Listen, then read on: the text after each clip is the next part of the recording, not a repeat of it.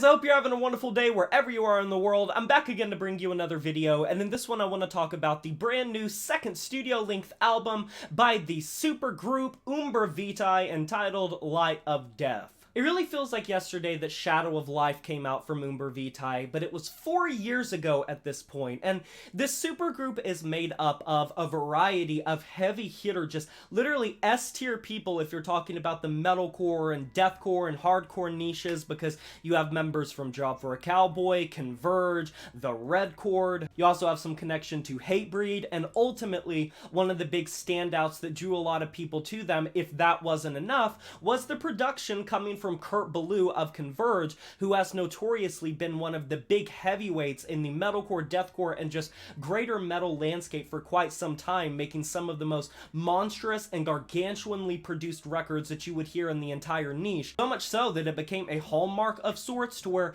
people literally started to associate anything that had Kurt Ballou's name attached to it as automatically, at the very least, you know it's going to be a very well produced record, if nothing else. This was absolutely true on their last record, and I didn't cover it when it came out, but honestly the brevity of it, as well as the way things just kind of blended together, in my opinion, there didn't feel like there was that much substance, and it more so felt like a sort of common denominator and lowest standard from all of the influences that these members were borrowing from, to where it didn't necessarily feel like a cohesive project, so much so controlled chaos in a bottle that didn't really have any sort of rhyme or reason and just was very scatterbrained. So with this record, there were multiple things stepping into it that were astronomically different, if not diametrically opposed to the last record, that did have me excited. Whereas the last studio length was only about 26 minutes, it was 10 tracks, this one is 45 minutes and 15 tracks, so it is double pretty much the length of their first studio length, and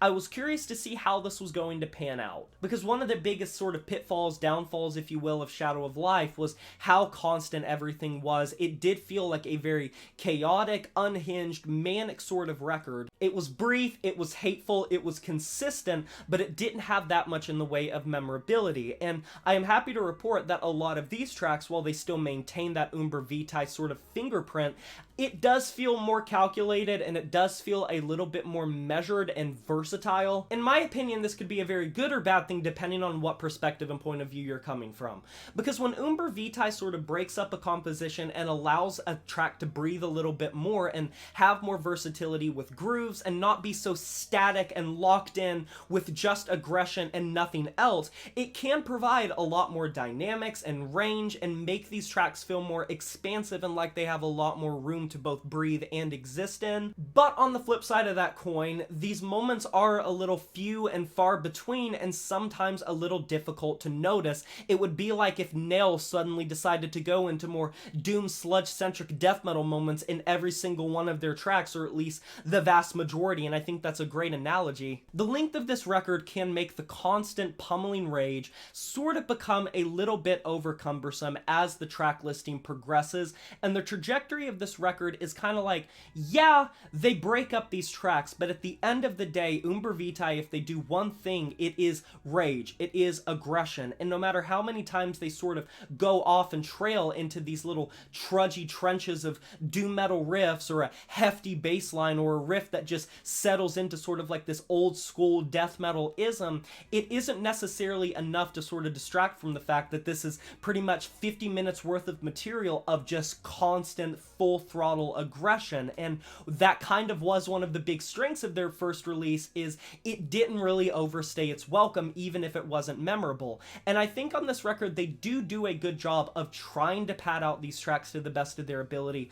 but one of my big complaints is honestly the length. Now, with that being said, there are a lot of positives about this record. I think that the vocals are a lot more monstrous, a lot more ferocious and tenacious, if that was even possible from the first record. Kurt Ballou's production is, as always, a 10 fucking mile high skyscraper that is just insanely frantic. He really does make sure to make a composition feel lively, making sure everything in the room is fully acknowledged and realized and has its place to breathe in a composition. I also really like how they've laid a lot more into sort of the old school death metal isms across a lot of these tracks. They really are paying homage to some of those old school death metal grooves from the late 80s as well as the 90s, and I honestly think it's pretty cool, because I think a lot of deathcore bands in the modern era sort of forget to really live up to those old school death metal isms, because at the end of the day, it's deathcore. It is mixed with death metal. But I think you don't really see that many bands that really do lean into some of that old school death metalism, so if that is something you enjoy, check it out. Belief is Obsolete and Algorithm of Fear are great examples of this. They are very groovy, very technical,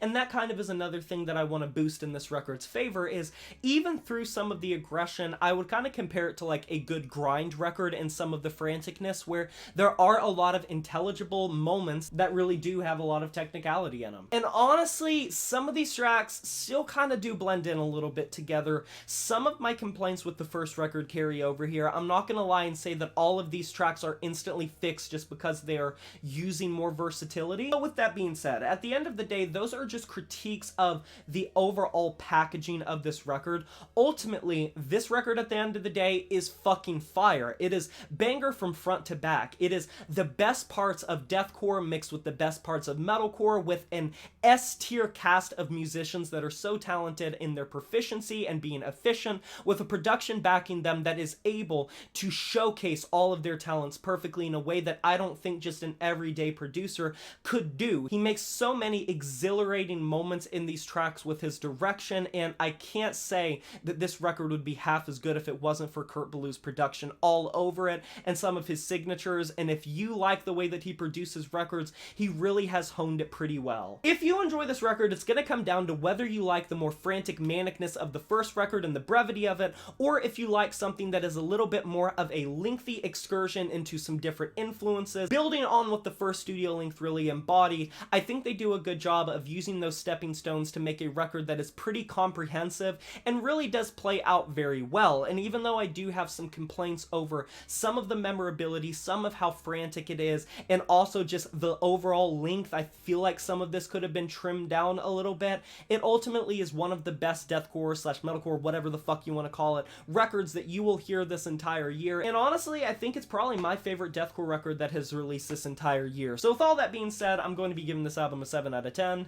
And that is a wrap. If you heard this new Umbra Vitae record, Light of Death, you can let me know down in the comment section below what you thought about it. I can't wait to discuss this record with you. Be sure to like this video if you enjoyed it, subscribe to join the review family today, and smash that notification bell to be notified of my future uploads. You know who it is, my name is Jay Morris, and I'm signing off saying farewell.